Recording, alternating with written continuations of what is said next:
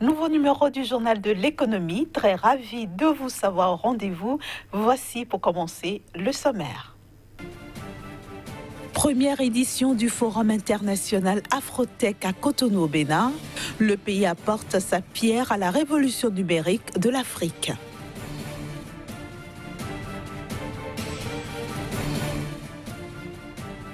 La BAD finance des projets routiers pour relier le Burundi à la Tanzanie. C'est avec un prêt de 322,33 millions de dollars.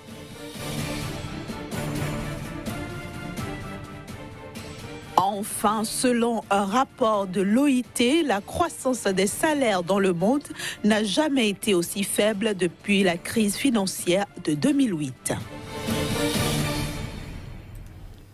Nous ouvrons donc cette édition par les échos du Forum international Afrotech. Il s'agit d'une rencontre internationale des acteurs de l'économie numérique organisée à Cotonou au Bénin. La dite rencontre qui s'inscrit dans les activités de la semaine du numérique, initiée une semaine plus tôt dans le pays, est placée sous le thème « Le Bénin au cœur de l'Afrotech ». Le Forum international Afrotech organisé à la place de la Renaissance à Cotonou met en exergue un sujet actuel et d'une importance majeure pour le développement de l'Afrique, l'économie numérique. L'objectif pour le Bénin est de participer à la révolution numérique en cours sur le continent dans un contexte où s'ouvre devant le pays un marché numérique de 1,3 milliard de consommateurs. Le Forum international Afrotech a pour but de mobiliser la communauté béninoise et internationale autour des enjeux et défis de l'économie numérique et de mettre en réseau les acteurs. La finalité étant d'enrichir l'écosystème, d'identifier les solutions numériques innovantes et de susciter les investissements. Ce forum permettra également d'échanger sur le système éducatif par le numérique, de partager les expériences sur la question de la cybersécurité et d'administration intelligente, de mettre l'emphase sur les opportunités que le numérique offre pour l'autonomisation de la femme et la création d'emplois décents et durables, d'envisager les opportunités d'amélioration de l'offre de services financiers pour une meilleure inclusion financière. Autant dire que les enjeux sont énormes. Ces enjeux sont de trois ordres. Renforcer l'accès au numérique et au financement pour les innovateurs. Deuxième plan, créer un impact positif et avéré de la révolution numérique sur le plan social. Et enfin, imposer le numérique comme instrument de renouvellement de l'action collective publique-privée au service de l'intérêt général, au service de l'humanité. Il faut donc qu'Internet se généralise notamment en milieu rural. Il faut également offrir un meilleur accès au financement pour accompagner justement les innovateurs, et les start-up et autres. Dans cette démarche, Smart Africa, qui rêve de transformer l'Afrique en un marché unique, numérique, pour mieux profiter du 1,3 milliard de consommateurs qui y vivent, tend la main aux innovateurs béninois. Nous avons engagé, ensemble avec Smart Africa, un programme de parrainage et de mentorat de jeunes entrepreneurs, de start-upers. Et Smart Africa mettra certains de ses fonds à disposition afin de supporter les jeunes start-upers au Bénin. En dehors de ce forum international Afrotech, la semaine du numérique a aussi été marquée au Bénin par le Bénin Digital Tour, le bus de formation itinérante aux compétences numériques, la 3e édition de la Bénin Startup Week et l'atelier national sur le e-commerce. La Banque africaine de développement a accordé un prêt de 322,35 millions de dollars pour le financement du projet routier destiné à renforcer l'intégration régionale et le commerce entre le Burundi et la Tanzanie, pour la construction donc de 305 km de route. Ce projet va notamment améliorer fondamentalement la mobilité des biens et des services pour les Burundais et les Tanzaniens Prévu pour s'achever en 2023, il implique la réhabilitation des routes rurales et urbaines, la construction de centres de santé et d'écoles, de sources d'eau communautaires et de sécurité routière, d'appui institutionnel et de renforcement des capacités des acteurs impliqués, sans oublier l'indemnisation et la réinstallation des personnes. Et puis en 2017, la croissance des salaires dans le monde n'a jamais été aussi faible depuis la crise financière de 2008. C'est en tout cas ce qu'indique un rapport de l'Organisation internationale du travail. Tout porte à croire donc que la reprise économique observée dans les pays riches n'a aucun impact sur cette situation. Le rapport de l'OIT souligne aussi que l'écart salarial entre femmes et hommes reste une réalité dans bien des pays. Rien n'a changé, ou presque, depuis la crise financière de 2008. La croissance des salaires dans le monde est restée faible. Selon un rapport de l'Organisation internationale du travail, cette croissance a même ralenti en 2017, passant de 2,4% en 2016 à 1,8% en 2017, son taux le plus bas depuis 2008. Ce taux s'amenuise davantage lorsque l'on exclut les chiffres de la Chine, dont la forte population et la croissance salariale rapide ont un fort impact sur la moyenne mondiale. Il tombe ainsi de 1,8% en 2016 à 1,1% en 2017.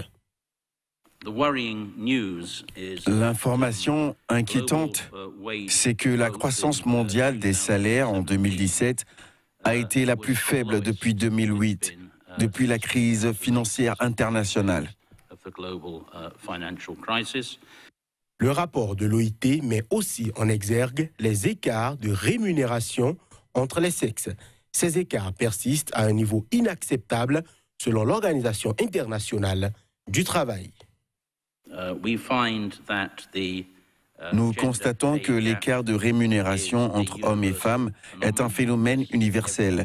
Il existe partout, même si l'ampleur de cet écart varie considérablement d'un pays à l'autre.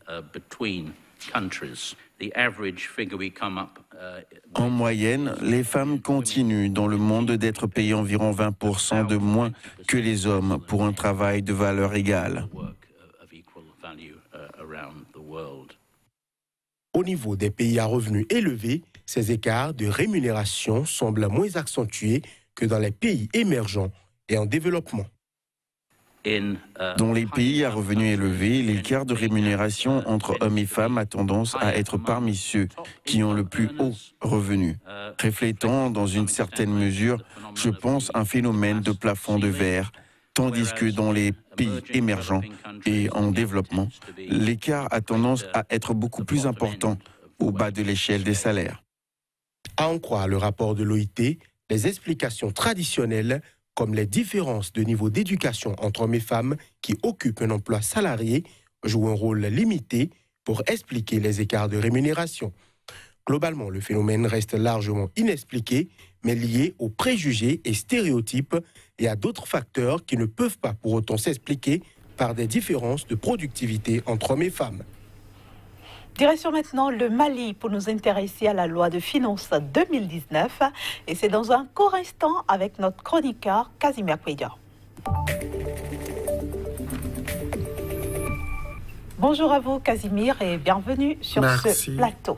Bonjour Inès. Ainsi donc, après le Burkina Faso, c'est au tour du Mali de présenter un budget déséquilibré. C'est bien ça Inès, il faut dire que le pays affiche une intention largement supérieure à sa capacité de mobilisation des recettes internes au cours de l'année 2019. Donc le projet de loi de finances qui affiche un budget de l'ordre de 2023,62 milliards de francs CFA pour le compte de l'année 2019 ne pourra pas atteindre donc les ambitions du gouvernement à véritablement dépenser environ 2410 milliards au cours de la même année. Donc ici, le Mali affiche une intention largement supérieure à sa capacité de mobilisation des recettes à l'interne. Pourquoi cette option selon vous ? cette option parce que le pays donc, a pris un certain nombre d'engagements pour pouvoir faire face aux réalités politiques, mais aussi économiques et surtout sur le volet social afin d'impacter positivement la vie des ménages des Maliens et surtout la vie économique au niveau du pays. Et ceci ne pourrait pas se faire sans que le pays, le gouvernement donc ne dépasse la capacité de mobilisation des recettes au niveau des 3 régies, à savoir le Trésor, les impôts et la douane. Donc aujourd'hui, le Mali va donc, pour le compte de l'année 2019, va donc rechercher environ 2023 milliards poussières pour pouvoir donc faire face à ces réalités, ce qui est largement inférieur donc aux 2410 milliards en termes donc de dépenses. Et ici, lorsqu'on parle de dépenses, il faut y voir donc les dépenses courantes, c'est-à-dire les dépenses de fonctionnement donc de l'État, le gouvernement et toutes les institutions avec donc la société civile et bien évidemment le programme d'investissement au niveau donc des PIP et des PPP. Aujourd'hui, le Mali ne pourra donc pas atteindre cette ambition du gouvernement pour véritablement impacter la vie des Maliens. Et quels sont les risques, Kazmik Pédio, d'un tel budget? Les risques d'un tel budget, c'est déjà l'incapacité donc de l'État à véritablement offrir un mieux-être aux Maliens. Au-delà de ça, c'est également l'incapacité donc des acteurs politiques à véritablement dire la vérité donc à leurs gouvernants. Et au-delà de tout ceci, le Mali pourra donc faire face à un certain nombre donc de mesures d'ajustement ou de réajustement au cours de l'année. Lorsque nous mettons donc ce risque-là dans la balance, il faut déjà dire que cela ne représente pas grand-chose si ce n'est que 4% donc de risques aujourd'hui que le Mali est en train de courir. Et selon donc les observateurs, notamment l'Union économique et monétaire ouest-africaine, ce risque pourra donc être géré au cours de l'année durant donc les 365 jours où chaque jour le Mali aura dépensé environ 5,5 milliards de francs CFA pour pouvoir atteindre cette intention de 2023 milliards de francs CFA. Pour revenir à la loi de finances, Kazmik Pédio, quelles sont les priorités pour 2019? Alors, il faut déjà dire que pour 2019, l'année 2019 serait un peu particulière pour le Mali, en ce sens que le gouvernement compte donc garantir davantage la sécurité et la quiétude au niveau donc de ses frontières, mais aussi à l'interne. Et donc, le gouvernement malien compte respecter l'accord pour la paix et la réconciliation au Mali du processus d'Alger. Et donc, le Mali va faire un effort véritablement pour peser de tout son poids dans la balance pour garantir donc la défense et la sécurité. Au-delà de ça, le pays compte donc renforcer la capacité au niveau des secteurs prioritaires de l'économie tels que l'agriculture, tels que les PME, les PMI, et aussi garantir un mieux-être au niveau de l'employabilité des Maliens.